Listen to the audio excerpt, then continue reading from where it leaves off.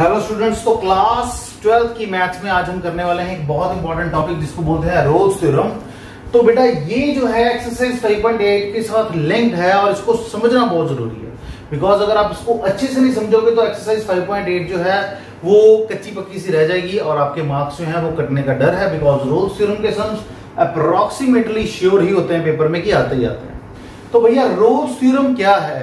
तो Rolle's theorem को समझने से पहले ये समझोगे, जब आप किसी चीज की डिफरेंशिएशन करते हो यानी कि dy by dx करते हो या आप f डैश x करते हो या y डैश करते हो, तो basically change in y bye change in x ही तो करते हो।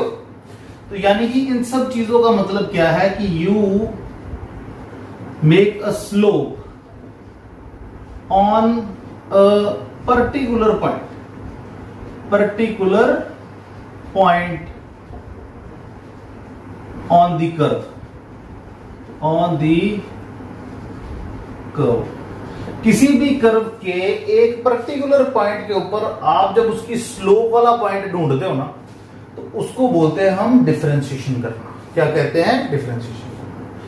तो ये चीज को समझने के बाद आपको रोल्स थ्योरम को समझना काफी आसान हो जाएगा। रोल्स थ्योरम कहती है कि सपोज करो कि कोई फंक्शन है जो कि क्लोज्ड इंटरवल a, b पे एग्जिस्ट करता है and it gives you r means real number।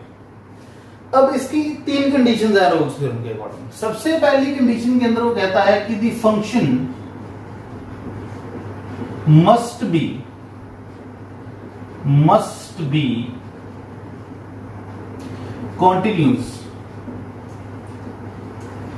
In closed interval ab।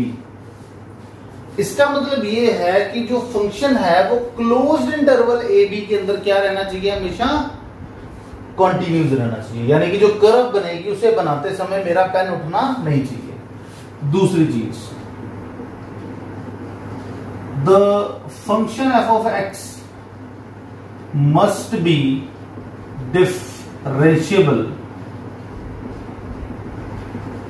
In open interval a b. Open interval a b का मतलब है कि आप स्लोप्स जो है वो भी एंड पॉइंट्स पे नहीं कैलकुलेट कर सकते, वो डिफाइंड ही नहीं होती। तो इसीलिए जो डिफरेंशिएशन है वो भी आप एंड पॉइंट्स पे नहीं करोगे, आप हमेशा बीच में करोगे। इसीलिए यहां पे क्या है? ओपन इंटरवल ए बी है। And the third condition and the most important condition है कि f of a is equal to F of b. इसका मतलब है कि जो फंक्शन होगा उसका स्टार्टिंग पे बिहेवियर और लास्ट बिहेवियर क्या होगा? सेम होगा, बिकॉज फंक्शन डिफाइंड ही कौन से इंटरवल में है? a, b। तो अब वो कहता है कि अगर आप तीनों कंडीशंस इसकी सेटिस्फाई कर रहा है कोई function, then there exist some c which belongs to open interval ab such that f dash c is equal to 0। इसका मतलब है कि कोई c जो है ऐसा नंबर एग्जिस्ट करेगा a और b के बीच में जिस पे हमारे पास differentiation at that point becomes 0, यानी कि जो स्लोप होगी उस कर्व की वो उस पॉइंट पे आके कितनी हो जाएगी? 0। और वो पॉइंट जो होगा वो हमेशा a और b के बीच में लाई करेगा। तो अगर आप कंडीशन यहां पे देखो कि अगर प्रैक्टिकली एक्चुअल में रोल्स थ्योरम का मतलब समझना चाहते हो तो आपने देखा होगा कि मैं हमेशा ग्राफ बना के समझाता हूं। तो ये देखो y एक्सिस है, y एक्सिस पे हम f ऑफ x ले लेते हैं, x एक्सिस पे x ले लेते हैं, और जो अगर कर्व आप ध्यान से देखो तो इस टाइप की कर्व होनी चाहिए कोई, बिकॉज अगर आप ध्यान से देखोगे तो इस पॉइंट पे f ऑफ a और f ऑफ b दोनों बराबर होंगे। और इस पॉइंट को मान लेते हैं हम a और इस पॉइंट को मान लेते हैं हम b। तो इस तरीके की कोई कर्व होगी, या मेरे पास एक दूसरी कर्व भी हो सकती है इस तरीके की, क्योंकि अगर आप यहां पे भी ध्यान से देखो तो मेरे पास f of a is equal to f of b आ जाएगा। इसके नीचे वाले पॉइंट्स को आप a मान लो, इसके नीचे वाले पॉइंट को आप b मान लो। तो इन दोनों कर्व्स के अंदर आपके पास एक पॉइंट तो ऐसा जरूर लाई कर रहा है जिसकी अगर आप स्लोप बनाओ, इस पॉइंट पे अगर आप स्लोप बनाओ तो वो 0 के बराबर आएगी, बिकॉज टेंजेंट जो है वो एक्स एक्सिस के पैरेलल है, और जब भी हमारी टेंजेंट एक्स एक्सिस के पैरेलल आती है तो हमारी स्लोप क्या हो जाती है, 0। सो बेसिकली हमारे पास एक पॉइंट देखो अब एग्जिस्ट जो कर रहा है वो ए और बी के बीच में लाई कर रहा है, तो सी मान लेते हैं, सच दैट कि इस पॉइंट पे जो उसकी डिफरेंशिएशन थी यानी कि जो स्लोप थी वो क्या थी, 0। अब ये जो कर्व है इस पे भी आपके पास एक पॉइंट देखो यहां पे लाई कर रहा है, जिसके ऊपर अगर आप टेंजेंट ड्रॉ करो तो वो टेंजेंट एक्स एक्सिस के पैरेलल जा रही है, और ये पॉइंट जो है वो भी ए और बी के बीच में लाई कर रहा है, तो let this point b c. So basically इस तरीके से हमारे पास जो पॉइंट है सी वो लाई करता है ए और बी इंटरवल में, सच दैट कि उस पॉइंट पे जो स्लोप है यानी कि जो डिफरेंशिएशन हो रही है वो किसके बराबर आ जाए, 0 के बराबर। अब एक फंक्शन ऐसा भी एग्जिस्ट कर सकता है जिसके अंदर हमारे पास अगर यहां पे मैं a मान लूं, यहां पे मैं b मान लूं, और यही मैं f ऑफ a मान लूं, तो ये किसके बराबर आएगा, f ऑफ b के बराबर। अब यहां पे a और b के बीच में मेरे पास 2 पॉइंट्स लाई कर रहे हैं जिनकी जो स्लोप है वो x एक्सिस के पैरेलल है, ठीक है। यानी कि अगर इसको मान लेते हैं हम C1 और इसको मान लेते हैं C2, तो f डैश C1 भी हमारा 0 के बराबर होगा और f डैश C2 भी जो क्या होगा हमारा 0 के बराबर होगा। इसीलिए यहां पे a ने लिखा है, यहां पे लिखा है some, then there exist some c, यानी कि एक भी हो सकता है और एक से ज्यादा भी हो सकते हैं, which belongs to AB such that f dash c is equal to 0. So beta you can pause the video to note it down. देखिए स्टूडेंट, जैसे मैंने एग्जांपल 42 यहां पे उसकी स्टेटमेंट लिखी है, तो इसको हम रोल्स थ्योरम इसमें वेरीफाई करके दिखाएंगे। तो सबसे पहले तो मुझे देखना चाहिए किस तरीके की कर्व है ये।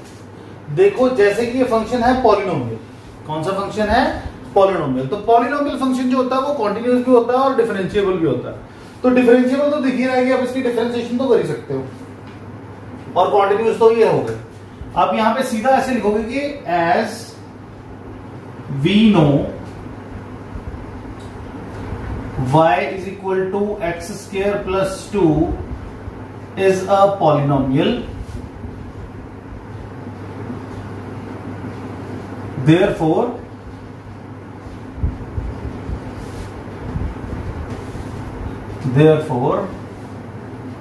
it is continuous। अब अगर कॉन्टिन्यूस है तो ये एवरी इंटरवल पे कॉन्टिन्यूस होगा, तो यहां पे आपने स्पेशली लिखना है कि इन इंटरवल -2 से लेके 2 तक। तो ये फर्स्ट कंडीशन जो है वो हमारी पूरी हो गई। अब डिफरेंशिएशन इसकी हो सकती है, तो हम यहां पे क्या लिखेंगे, similarly the function is also differentiable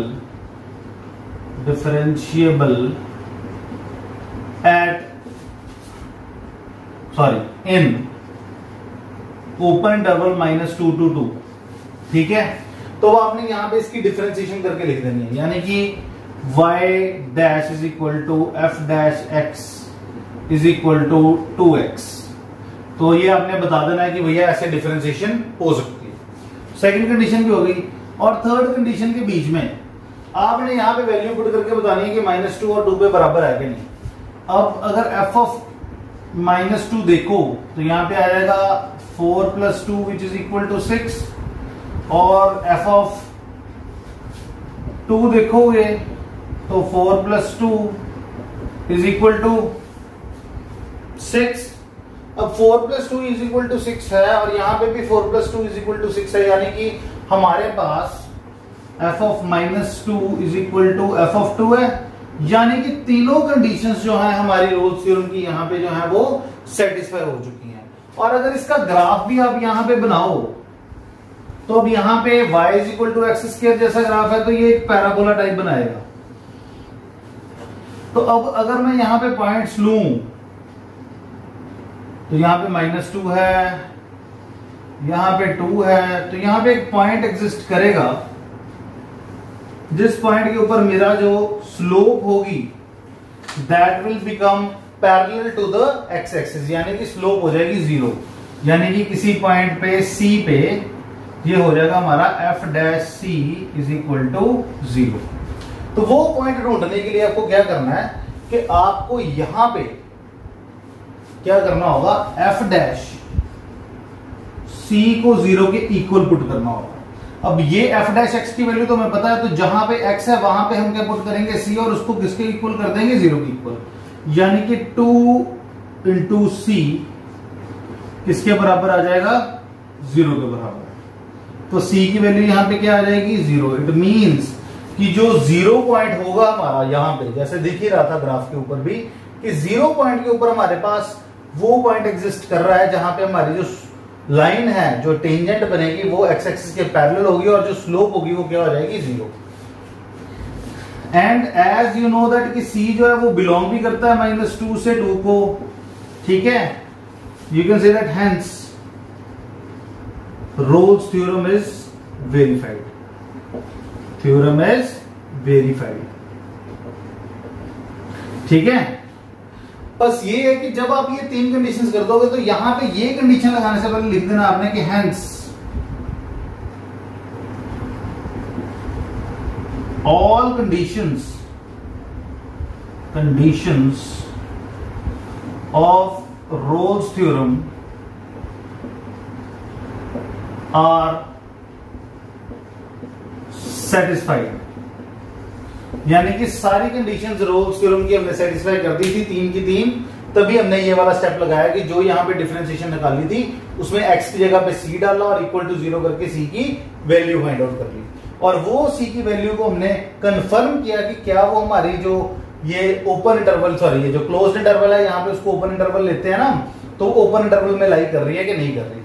तो you can pause the video to note it down. तो बेटा अब हम करेंगे मीन वैल्यू थ्योरम। तो मीन वैल्यू थ्योरम बेसिकली है क्या, मीन वैल्यू थ्योरम जो है वो रोल्स थ्योरम की एक्सटेंशन है, यानी कि रोल्स थ्योरम लगती थी जब हमारे पास f of a is equal to f of b हो, और अगर बाई चांस ना हो तो हमारे पास कौन सी लगेगी, मीन वैल्यू थ्योरम। यानी कि इसमें भी बोलता है कि अगर कोई फंक्शन है जो क्लोज्ड इंटरवल a, b पे एग्जिस्ट करता है and it tends to real numbers, यानी कि हमारे पास रियल नंबर्स में इसका आंसर आता है, तो ये फंक्शन की कंडीशन मीन वैल्यू थ्योरम के अकॉर्डिंग क्या है कि f of x must be continuous in closed interval AB. Number 2, f of x must be differentiable in open interval AB. ये 2 कंडीशन सेम रोल्स थ्योरम वाली लग गई। अब इसकी तीसरी कंडीशन बेटा देखो, अब इसमें तीसरी कंडीशन है कि f of a must not be equal to f of b। ये चीज जो है ये आपको याद रखनी है, अगर f of a is equal to f of b होगा तो भैया इसमें रोल्स थ्योरम लगेगी, और अगर f of a is equal to f of b नहीं होगा तो यहां पे हमारे पास कौन सी लगेगी, मीन वैल्यू थ्योरम। तो अगर ये 3 कंडीशन सेटिस्फाई हो जाती हैं then there exist some C belongs to A, B, open interval है बेटा दोनों ही, सच दैट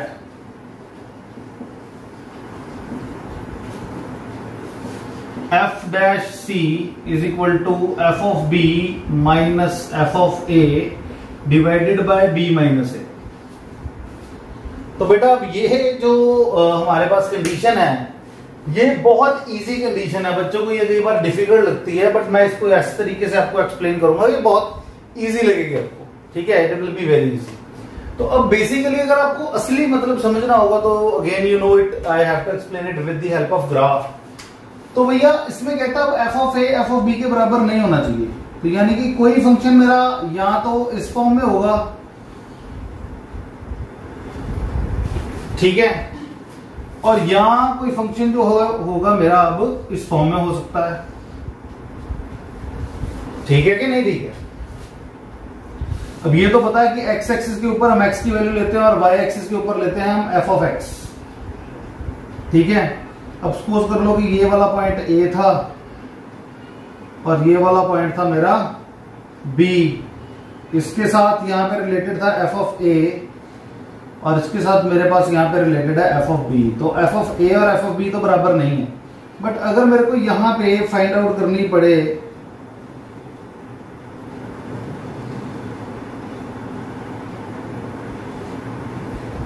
फर्स्ट पॉइंट और लास्ट पॉइंट के बीच में, अगर मैं यहां पे एक स्ट्रेट लाइन ड्रॉ करता हूं जिसको हम सीकेंट बोलते हैं, तो इस सीकेंट की स्लोप अगर फाइंड करनी पड़े तो क्या करेंगे? Change in y by change in x. तो इसकी स्लोप किसके बराबर आ जाएगी मेरे पास? स्लोप यानी कि differentiation, it will be equal to F of B minus F of A divided by B minus A, यानी कि change in Y, F of B में से एफ ऑफ ए माइनस करेंगे तो चेंज इन वाई, और B में से ए minus करोगे तो चेंज इन एक्स। तो ये इस लाइन की स्लोप आ जाएगी। तो कहता है आपका इस कर्व के ऊपर एक पॉइंट तो ऐसा लाई करेगा कि जिसकी जो टेंजेंट है वो इस सीकेंट के पैरेलल हो जाए, बिकॉज अगर पैरेलल लाइन होगी तो दोनों की स्लोप बराबर, यानी कि अगर इस पॉइंट पे आप लेके चलो तो एफ डैश सी जो है उसकी वैल्यू किसके बराबर आ जाएगी? इसके बराबर, बिकॉज एफ डैश सी किसके बराबर होता है? हमारा स्लोप के बराबर। तो यानी कि आपके पास इस कर्व के ऊपर एक मिनिमम पॉइंट ऐसा लाई करेगा जिसपे उसकी वैल्यू इस सीकेंट की स्लोप के बराबर हो जाएगी। दोबारा से देखते हैं। अब एक्स एक्सिस पे एक्स लिया, वाई एक्सिस के ऊपर हमने लिया एफ ऑफ एक्स। ये पॉइंट सपोज कर लो हमारा किसके बराबर है? ए के बराबर। ये पॉइंट किसके बराबर है? सपोज कर लो बी के बराबर। अब ये है हमारा एफ ऑफ ए, अब ये हो गया हमारा एफ ऑफ बी। अब ये पॉइंट से मैं इस पॉइंट के ऊपर अगर स्ट्रेट लाइन लगाऊं तो ये वाला पॉइंट हो जाएगा मेरा ए एफ ऑफ ए, और ये पॉइंट हो जाएगा मेरा बी एफ ऑफ बी। तो यहां पे अगर मैं ढूंढूं अपनी स्लोप तो बेटा बट नेचुरल है कि मेरी स्लोप जो है वो नेगेटिव में एक तो आएगी, बिकॉज अब ऐसे की लाइन बन रही है। तो स्लोप अगर फाइंड आउट करनी पड़े तो change in y by change in x ढूंढेंगे। तो slope will be equal to change in y by change in x. अब ध्यान से देखो, नेगेटिव स्लोप आएगी तो f of A minus F of b, और नीचे आएगा b minus a, b minus a. अब ये माइनस का साइन अंदर ले जाओगे तो इस लाइन की स्लोप क्या बन जाएगी? F of B minus F of A divided by B minus A. और इस कर्व के ऊपर आपके पास कम से कम एक पॉइंट तो ऐसा लाई करेगा ही जिसके ऊपर ये लाइन जो है वो इस सीकेंट के पैरेलल हो जाए और इन दोनों की स्लोप क्या हो जाए? बराबर। और ये पॉइंट फिर से देख लो हमारा जो है वो ए और बी के बीच में ही लाई कर रहा है, जिस पॉइंट की स्लोप जो है वो सीकेंट की स्लोप के बराबर हो जाए। तो यहां पे एफ डैश सी जो होगा वो सेम आ जाएगा, बिकॉज पैरेलल लाइंस की स्लोप्स क्या होती है? हमेशा सेम होती है। तो अगर आप यहां पे इनके अलावा कोई और कर्व भी बना के देख लेते हो, फॉर एग्जांपल आप सपोज करो कि इस तरीके की कोई कर्व है आपके पास, तो ये पॉइंट ए हो गया, ये एफ ऑफ ए हो गया, इसी तरीके से ये पॉइंट बी हो गया,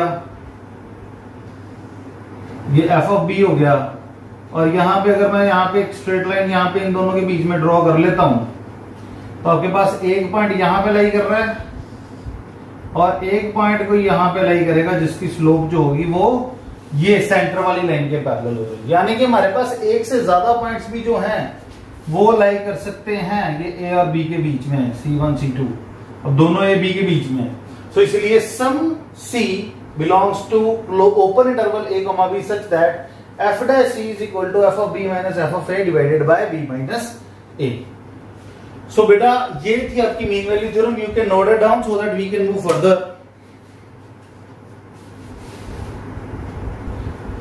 तो देखिए स्टूडेंट्स, मैंने यहाँ पे एग्जाम्पल 43 जो है आपकी उसकी स्टेटमेंट यहाँ पे लिखी है, और यहाँ पे देखो उन्होंने बोला कि वेरीफाई करनी है mean value theorem.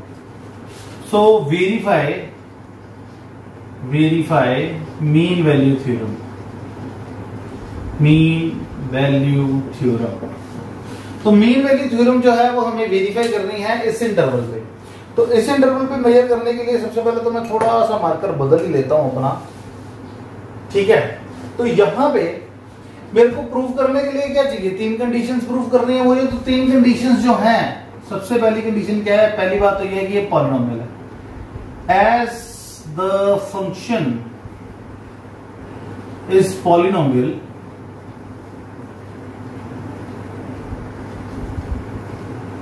it is continuous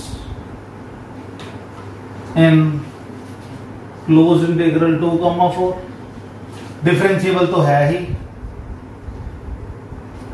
function is also differentiable in open interval 2,4, और डिफरेंशिएशन करके बता देते हैं कि एफ डैश एक्स की वैल्यू किसके बराबर है भैया हमारी, it is equal to 2x, ठीक है। तो अब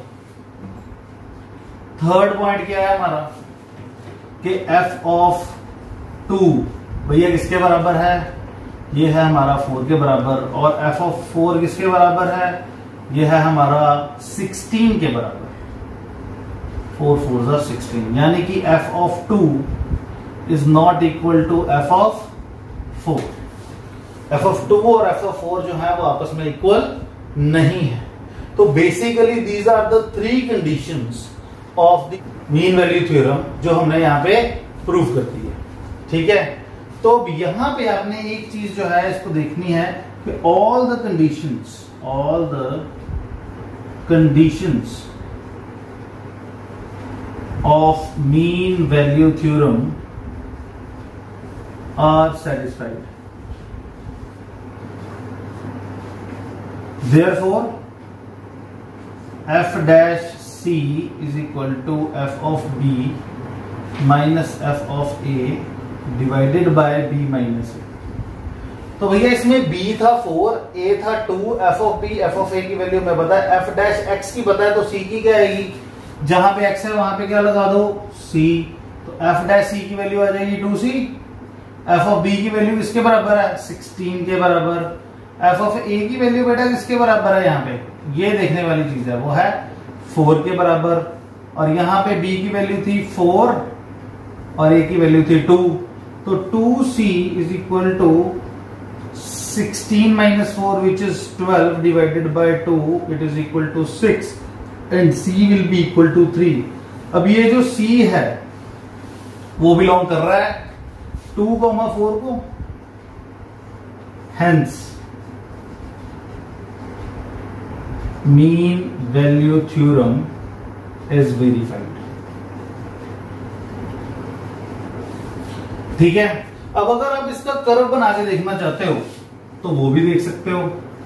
अब जैसे कि आपको पता है कि हमारे पास पैराबोला है, तो पैराबोला की कर्व कुछ इस तरीके से बनेगी, और इसके अंदर हमारी जो इंटरवल है दैट इज 2 से लेके 4 तक की। इसका मतलब है कि अगर ये वाली स्लोप हमने निकाली है तो एक पॉइंट तो ऐसा यहां पे लाई करेगा जिसकी टेंजेंट की स्लोप और सीकेंट की स्लोप बराबर होगी, और वो पॉइंट होगा हमारा 3। तो देखो जो हमारा पॉइंट आया था वो 3 था, और वो किसको बिलोंग कर रहा है, हमारे इंटरवल 2,4 को। और यहां पे बेटा गलती से क्लोज ब्रैकेट लग गई है, आपने ओपन लगानी है, ठीक है। So this was all for today's video, and you can try your exercise 5.8 at your own, it's very easy, so that कि आप अच्छे से इसको सॉल्व कर पाओ। मैंने एग्जांपल्स इसकी सॉल्व कर दी हैं, बहुत छोटी सी एक्सरसाइज है, और ये सब कुछ समझने के बाद इजीली निकल आएंगी, कोई ज्यादा दिक्कत वाली बात नहीं होगी। अगर आपको कोई दिक्कत आती है then you can message me at 9023241122। Thank you very much.